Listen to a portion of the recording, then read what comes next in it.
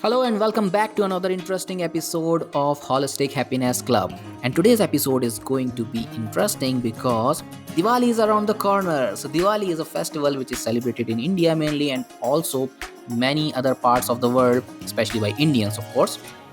But it's a festival of light, it's a festival of joy, it's a festival of togetherness. It is the time when we reconnect with our friends, family, and relatives. It's the festival of communities. It's the festival of light, as I said. There are a lot of firecrackers, lamp, there are lots of other festivities.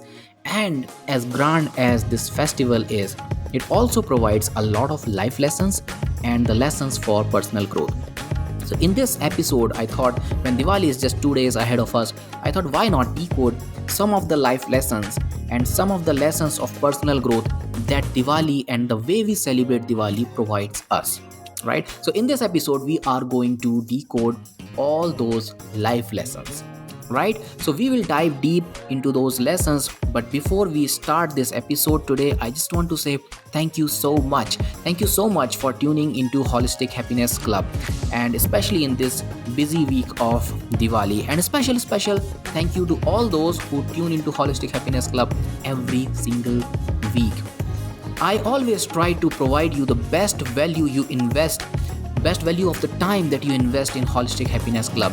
And by tuning into Happiness Club, you invest your time into Holistic Happiness Club. That time is the motivation, that time is the fuel behind Holistic Happiness Club's growth. So thank you so much for always supporting me, and please keep supporting as you have always done. Thank you so much, and without further delay, let's dive into that episode. Hi, my name is Akshay Tiwari. I'm a holistic happiness coach, author of the book named Usher, and the founder of Holistic Happiness Club. Holistic Happiness Club is a place where we understand that happiness is it's not a single faceted thing, it's a multifaceted thing. And that is why in Holistic Happiness Club, we treat happiness as a holistic thing. We look at all the perspective, all the things, all the aspects of happiness, everything that is connected to our life, that is also the part of our happiness as well, be it our health, relationship, wealth, money, career, business, etc., anything. All right, so we talk about all the aspects of our life because they are connected with our happiness as well. So more about me and more about Holistic Happiness Club at the end of the episode. For now, sit back, relax, and enjoy the episode of the day.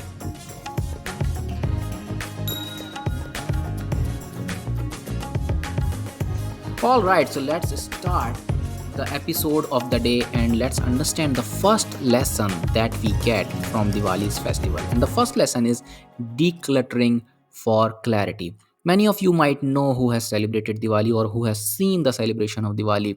It is the time of the year when we clean our home, when we find out all the garbage, all the things that we are not using, and maybe we will throw them as well, or maybe we will donate them, and if possible we try to sell them as well. So we do that in order, it is told to us by our ancestors that it is the time that we have to clean our home. But there is a deeper message behind that, that if you have a lot of clutter, a lot of unused thing, a lot of things that are not very useful for you in your home, it is taking up the space, it is taking up the energy, and it is not allowing you to move forward. It is not allowing the space in which new things and better things can come up, right? So it is time that you declutter. Diwali says that. So what we can infer from that, what we can understand from this lesson, it's very simple, that you have to declutter time to time.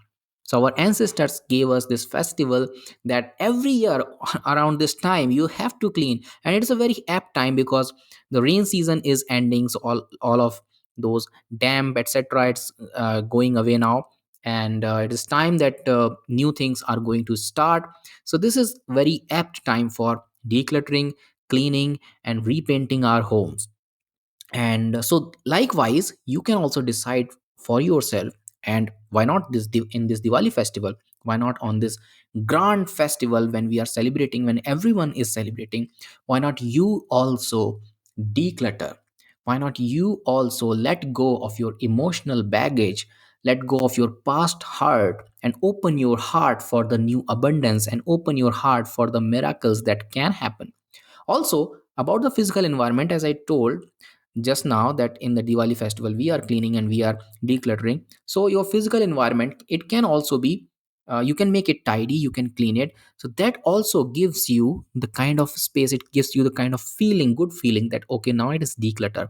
Because however, in whichever kind of environment you are, it creates an impact on your mental health, mental space as well, right? So clean your physical environment, clean your mental space, release your negative thoughts, embrace positive mindset, repaint your mindset. I mean, create new belief systems, create new, you know, mindset, and create new ideas for yourself, and fill yourself with positivity on this festival. And if not this festival, for so many people, new year is that time that they want to do this. But any time is good, right? So why not this Diwali festival? Why not every quarter? Why not every 4 months, 3 months? Why not every month? Why not give yourself like 15 minutes or half an hour or 1 hour of time every month? 1 hour in a month is bare minimum anyone can give to themselves, and release your mental blockages, negative thoughts, whatever is holding you back, right? So that's the message that we can carry from the decluttering of Diwali. Second thing, rituals for renewals. So in Diwali, there are so many rituals. So we do the worship of Ganesh and Lakshmi. And as I said, there is cleaning, there is repainting, there is decluttering of old things. We let go of those old things. Sometimes we sell them, sometimes we donate them, etc. Sometimes we discard them. And there is another ritual that you have to buy new clothes, and you need to sit in the puja in at the time of worshipping. You need to sit there with the new clothes. And also there are so much of lighting of the lamp, and so many rituals are there, right? So all those rituals, what they are telling to you is that this is a new start, right? When you do those rituals, when you go through all of those rituals, it creates an image in your head that it's a new start, it's a new year, it's a new start of the year.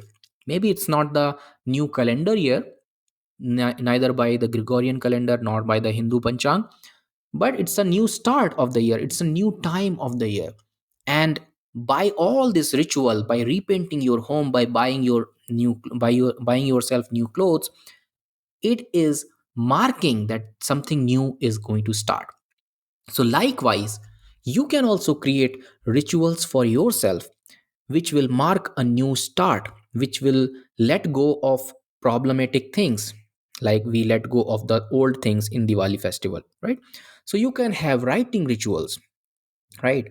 You can have morning gratitude, you can have midday reflection, you can have evening release, you can have either one of them, or you can have all three of them, or you can have something else about writing. So which will help you release your emotions, which will help you let go of the past, which will help you forgive someone, or which will help you count your blessings, etc.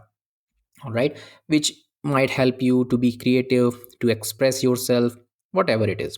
So you can have some writing rituals on a daily basis, on a weekly basis, which will mark that okay, from here on something new you are going to start, something old you are letting go, right? So that kind of ritual you can follow. You can start some kind of grounding rituals, like walking on the grass, yoga, meditation, pranayam, or any other kind of grounding rituals. So breathing exercises are there, as I said, pranayam is there. And if anything else works with you, like savoring walk, going out in the nature, as I said, walking on the grass, soaking the sun, and being in the nature, listening to natural sounds like wind blowing, birds chirping, etc. All these things are very much grounding. So you can have some grounding ritual which will help you ground the negativity, and it will help you start new things. And it will literally, scientifically, it will help you start new things in your body. When you are in nature, when you are doing these kind of things like walking on the grass, yoga, meditation, you are signaling your body that body is functioning well, and you are improving the function of your body as well at the same time. It's like exercising. With exercise, a lot of old cells gets burned out and new cells gets reproduced, right? So all these kind of rituals you can do, grounding rituals you can do for renewation, right? Likewise, you can follow some rituals for your health and movement. Like you can keep fast, you can observe fast for, let's say, 4 hours, 12 hours, 20 hours, 24, 36, 48, 48 hours, whatever suits your body, whatever you can handle, right? You can do some exercising, you can go on walks, you can opt for some sports. So these kind of rituals you can start, which will mark a renewed start of something in your life, and also it will help you be mentally and physically healthy. So these three kind of rituals, I found that these are the top rituals: writing rituals, grounding rituals, and health and movement. Some ritual for health and movement, right? Which will help you gain more health and move your body a little bit more. So any kind, whatever you like, you can pick. You can pick all of them, you can pick one from each section, and whatever, or you think that okay, in this particular of time of life I need this particular ritual for now, you can start that as well. Because Diwali, in Diwali there is also, just before Diwali there is one another festival just 2 days back, that is called Dhanteras. And in that on that day we usually buy something new. So again, it's a ritual that shows that it is the time that you buy something new, that you start something new. And it's not like that every year whatever you need you are going to buy on Dhanteras. No, whatever you need, but whatever your budget also allows you, you buy one thing on one particular Dhanteras. And whatever is remaining, you may buy next Dhanteras. So likewise, whatever your life needs right now, that kind of ritual you can start right now. And whatever later on, when you improve upon this particular thing, you can start another ritual as well. All right. So that was the second life lesson from Diwali. Third life lesson, before I get into the third life lesson, I have a very special request that if you are listening to this podcast on iTunes or Spotify, they have a very special feature where you can rate this podcast up to 5 stars. So my special request, my humble request to all of you is that you rate this podcast up to 5 star and let me know your feedback. Let me know what you like about this podcast, what you don't like about this podcast, what else is there which I can speak about. If there is any question that you want to ask to me, and if there is anything that I can improve upon, I am very open to listen to all of you. So please rate this podcast up to 5 star on iTunes or Spotify, wherever you are listening to this. Also, if you are listening to this on YouTube, please like this video, please share this with others, and subscribe to the channel. Thank you so much. This was my special request, and let's move on to the next part. So next ritual is rekindling connection. And as I said, it's a community festival. It's the time where we reconnect with our family, with our friends, and other people, other relatives, and people who are familiar to us, people who are neighbors to us. So likewise, and science has proven time and again that the best medicine for all those kind of negative, depressive emotions, anxiety, feeling low confidence, all these things can half cured, or more than half cured, by connecting with people, by socializing. If you are socializing, your chances of feeling depressed or getting depressive thoughts gets reduced by a significant number. I don't exactly recall the number, but it's a significant number. Okay. So it is time, it is the reminder that that human is a social animal, and we need to go out a little bit more, and we need to connect with people a little bit more. Now, having said that, it does not mean that you should have hundreds of people in your life. If you have some meaningful connection with your family, some friends, maybe if there is one friend or two friends, that's enough. And if you have a loving relationship with your partner, that's it. And a kind of good relation with your neighbors and community people, right? Wherever you are working, wherever you are going, etc. Right? That's enough if that satisfies you. If you want more people to be in your life, yes, for by all means go ahead and make more friends, right? Connect with more people. But it means that, all I'm trying to say is that you should have a level of satisfaction with the kind of relationship that you are having with your spouse, with family member, with friends, and with the people around you. Okay, so this is the time that you take a look at where you can improve, what else you can do for your people, for your family, for your spouse, for your partner, for your friends. What else you can do? Any small act, right? So rekindle your connection, connect with them on a heart to heart level, right? This is Diwali is the reminder for that. All right, next is embracing abundance. All right, as I just explained, how do we celebrate Diwali? We clear all the old things, all right, and we buy new things on Dhanteras as well, and we buy new clothes. We repaint the whole house. And everybody, sometimes not everyone is having that kind of money to do every other thing, but everyone celebrates Diwali to the best of their capacity, right? Leaving behind the mindset that I don't have this much money, from the mindset that okay, let me do the best whatever I can on this festival with whatever I have, right? So the state of money does not change. It is not like on the day of Diwali suddenly there will be windfall of 10,000 rupees or 1 lakh or 10 lakh rupees. No, your bank balance is going to be the same. What you do is you change your mindset, because Diwali is coming, I need to prepare myself to the best of my ability to celebrate this festival for my family, for myself, for my kids, for my partner, for my parents, or etc., right? So this is what I'm trying to say, that this is a reminder that you need to change your mindset. You need to recognize your blessing, you need to share generously, and that is the way you attract more prosperity. And this is the message of Diwali as well, that more better you celebrate it. And as I said, that we worship Ganesh and Lakshmi. So Ganesh is the god of wisdom, right? And Lakshmi is the goddess of wealth. So this is what we worship on the day of Diwali, by spending more money, by worshiping, by sharing generously, by counting our blessing, by representing ourselves in a best possible manner, by feeling like okay, we have enough.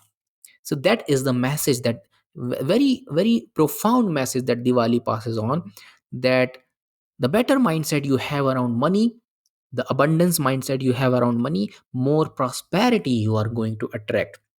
More you will count your blessings, more prosperity you are going to attract. More you are going to share generously, more prosperity, more wealth, more money you are going to attract.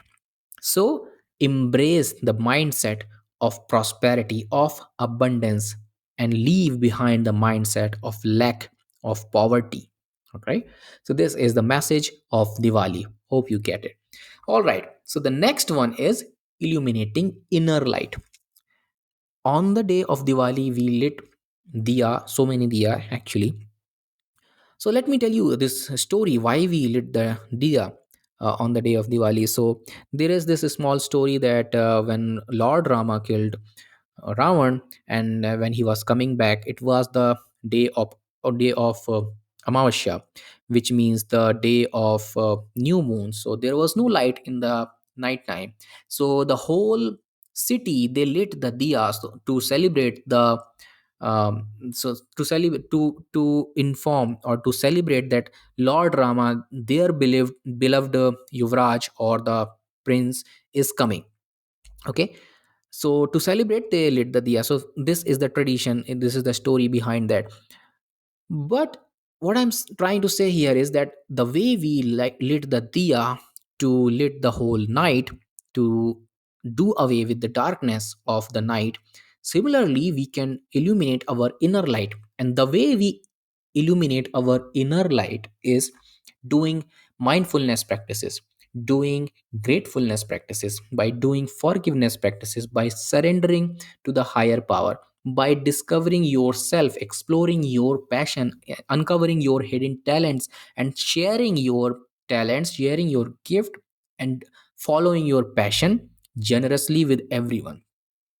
And also by practicing self love, which means nurture your self compassion and nurture yourself. Be in the discipline where you are making yourself priority, in the sense that you are doing what is best for you, what is right for you, what is just for you, right? Not whatever is coming to your mind. That's not self love. That's something else. Okay. So this is the time that you self discover, you explore your passion, recheck on your passions. If you already know what your passions are, so recheck on your life. How much of your day you are spending on something else, and how much percentage of your day you are spending on your passion, right? How much of the gift that you have, that you are sharing with others, how much importance you are giving to your own health, your own well-being. That is what self-love is. And how much you are mindful about how you are spending time, how much you are grateful for the people, for the things, for the events that are happening around you, for your best uh, possible highest good. How much you are practicing forgiveness, how much grudges you are holding, and how much you are practicing surrender. So all these things, it is the time that you check on all these things. And if there is any lacking, if there is any lack in any of those things, then you decide and devise some rituals, so that you can put back all those things in your life, so that you can come back again on the track, so that you can illuminate your inner light, right? All right. So, in the end, I would say that there are a lot of life lessons, but at the end, this is the festival where we all are going to celebrate, and there will be lots of festivities, new clothes, lot of firecrackers, lot of lamps, candles, artificial lights also, and a lot of sweets as well. So there will be so many things. What my message here is that practice consciousness, practice mindfulness while you are celebrating. Be mindful, savor your traditional dishes, savor sweets, but be mindful how much you are eating, right? Some of the things are not some, but any of the thing in excess, nothing is good. So be mindful, whatever, however you are consuming any of those things, whatever you are doing. If you are using firecracker, I'm not against firecracker, but what I'm trying to say here, be try to be little bit eco-friendly. Try to use firecrackers mindfully. Use them, don't abuse them, don't waste them, right? So that is what, be sustainable, be conscious, and be mindful. And when you are giving gifts, give thoughtful gifts, right? Focus more on experience, right? Don't be like don't waste your resources, use them well. Again, I'm not against sweet, I love sweet, I am going to eat a lot of sweets. So, but what I'm trying to say is that be mindful, take care of your health as well. Again, I'm not against firecracker, I am also going to use firecrackers for my nephews and niece. And you can also use, but again, be mindful, use them, use your resources, don't abuse them. So that is my message on Diwali. Celebrate to the fullest, but again, be mindful and carry the spirit forward. Whatever you have learned from this podcast, carry it forward, spread the light, and help other people to grow. Help yourself to grow. Reflect on your own journey, from where you have come, how far you have come, how far you still have to go. So, this was the message on Diwali. This was some of the life lessons that I could draw from the celebration of Diwali and the festival of Diwali. So, I thought to share with all of you. So, this is the end of the topic of the day. But before I end this episode, I have few announcement. First one is that I have written an ebook. The name of the ebook is The Happiness Blueprint: Practical Strategies for a Fulfilled Life. It's a pocket size ebook full of actionable item in different areas of your life, which you can apply right now in your life, and you can start feeling that your happiness quotient has increased instantly. So to download this book, you can go to the description, and there is a link to download this ebook. All right. And if you want to connect with me on a one to one basis, you want to discuss the roadblocks of your success, roadblocks of your happiness and growth, you can connect with me on one to one. We will discuss all those things and we will devise a personalized happiness and success and growth blueprint for you.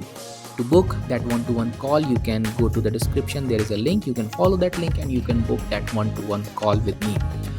Also, if you want to connect with me on social media, then Instagram is the place because I'm most active on Instagram. You can connect with me on YouTube and you can connect with me on LinkedIn as well, but I'm most active on Instagram. Happiness Architect is my Instagram handle. And if you want to know more about me and about my coaching programs, you can go to my website, which is akshaytiwari.in, for more information. So this was the end of the episode as well. Celebrate this Diwali to the fullest, spread joy, spread light, and use firecrackers, use sweets, and do all kinds of festivities that you do, but be mindful, right? So thank you so much for tuning in. Wish you all a very very happy Diwali in advance. Until the time we are seeing each other again, we are meeting each other again, take care of yourself, take care of your loved ones, and take care of the people around you. And always remember, happiness is a lifestyle.